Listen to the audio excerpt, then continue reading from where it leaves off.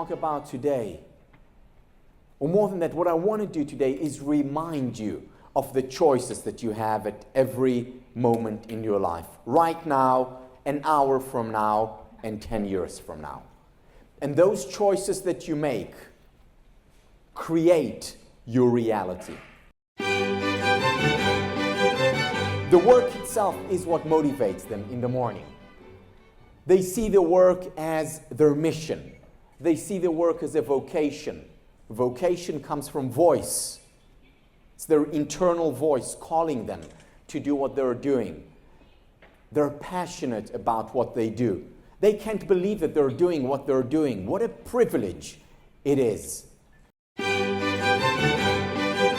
So the question is not whether or not we experience hardship. That's a given. We all experience hardship. The question is, what do we do with that hardship? In the words of one of my colleagues, Ann Arbison, never let a good crisis go to waste. You will all experience crises. You've already experienced crises. The question is, what do you do with it? Do you waste it, or do you learn and grow from it? And in 2002, I gave a talk to the students, talking to them about the difficult market, talking to them about how it's not going to be as easy as it was even 2 years earlier. Because 2 years earlier, Goldman Sachs and Citigroup and McKinsey and Deutsche Bank would come to Harvard and recruit students. And they were just asking them, please come here, I will give you a larger signing bonus. No, I will give you the larger signing bonus. Please come and work for us. Suddenly in 2002, the reality changed.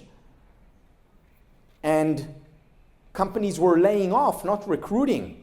And it was already a challenge to find new work. So I talked to them about it, and it was a very negative talk. And at the end of the talk, one of my students, Shane Fitzcoy, puts his hand up and says, Tal, you are our positive psychology teacher. Can't you say something positive about the market? And there were a few people in the audience that chuckled, and I didn't know what to say. Initially, what I was going to say is, Shane, things happen for the best. But before I opened my mouth, I realized that I didn't really believe that. And I said, Shane, I'll get back to you. And I got back to him a few days later, and I told him the following. I said to him, things do not necessarily happen for the best, but I can choose to make the best of things that happen. You know, it's not always for the best when we experience a loss, or when we're fired from a place we like, or when we have a conflict with our partner, or when the market is tough. But there are certain people who choose to look at the silver lining, who choose to identify those areas that are positive in what had just happened. For example, this is an opportunity for us to get to know one another better. This is an opportunity for us to learn and to grow from failure.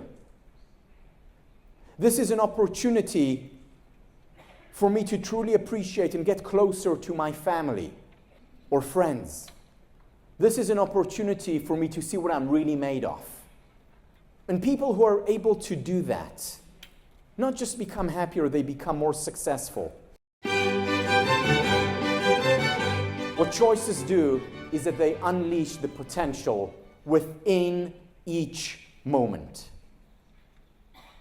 As you become mindful of the potential within this moment, your life gains momentum, becomes momentous.